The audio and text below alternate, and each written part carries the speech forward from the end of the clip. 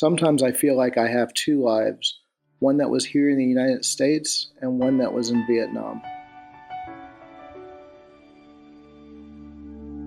I am not a stranger to the dark.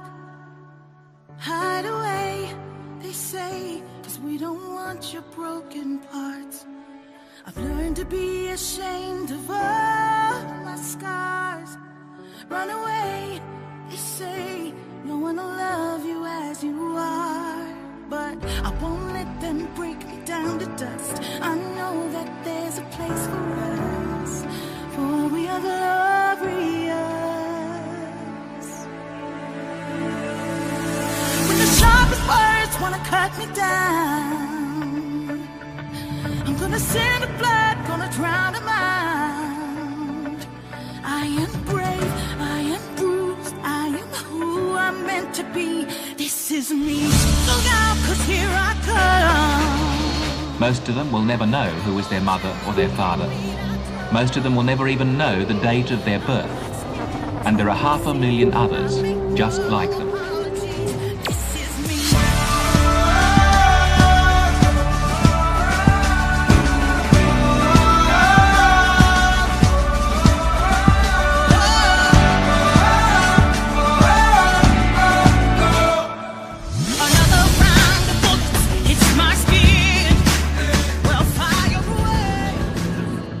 Well, Operation Babylift, at the simplest, of its core, was there was a tremendous amount of babies from maybe 5-6 years old all the way to newborn that were getting killed near the end of the Vietnam War. And just before the fall of Saigon, they decided to evacuate thousands upon thousands of babies out of Vietnam. But then when other mothers and families started realizing that they could possibly get their baby out of the country through Operation Babylift, even more babies showed up. Literally, they were just shoving the babies into buses, cars, anything they could do to get rid of or to get their baby out of the country.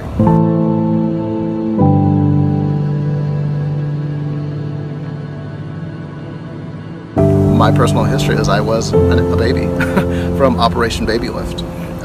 So what my history is there, I have no idea. But when they were evacuating those babies out in a matter of just a few days, there were so many. The only way they could keep track of us was, in some cases, just putting markers and writing numbers on our back.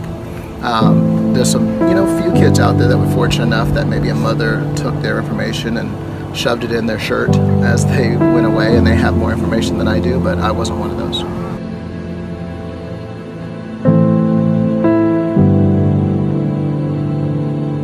It was 1999 when I found out I was adopted at all, and that was at my mother's funeral.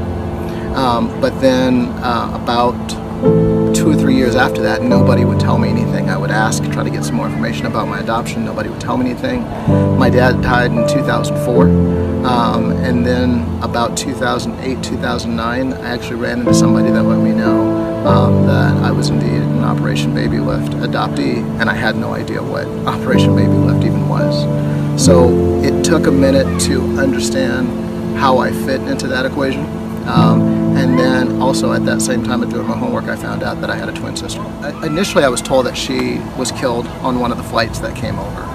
So on April 4th, 1975, one of the flights that was bringing babies out of Vietnam crashed. There is so much inconsistent information about that crash. Some say everybody survived. Other reports say that everyone died. Some say that there was 70 to 80 survivors, but there was no way of knowing because there was so many people crammed onto this plane, and it wasn't like it was written down. They knew exactly who was there. So we really don't know. Initially I thought she was killed on that flight, but something inside is kind of telling me she might still be out there.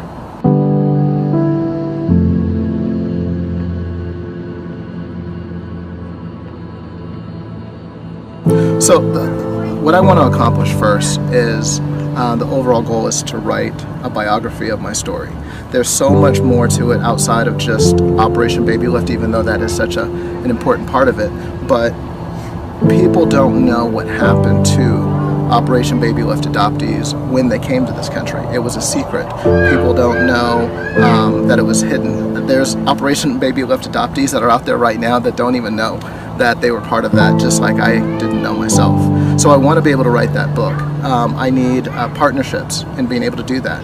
I have some very strange blocks that I can talk about it openly, but I have a lot of difficulties of being able to write about it, so I need assistance there.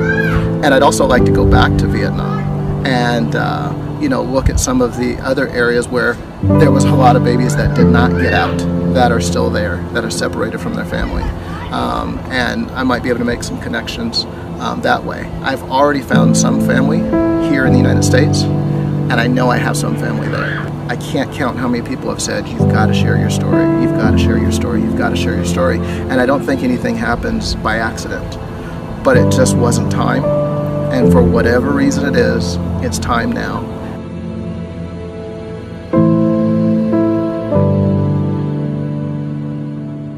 So first of all, I want to thank you for taking the time to watch my video.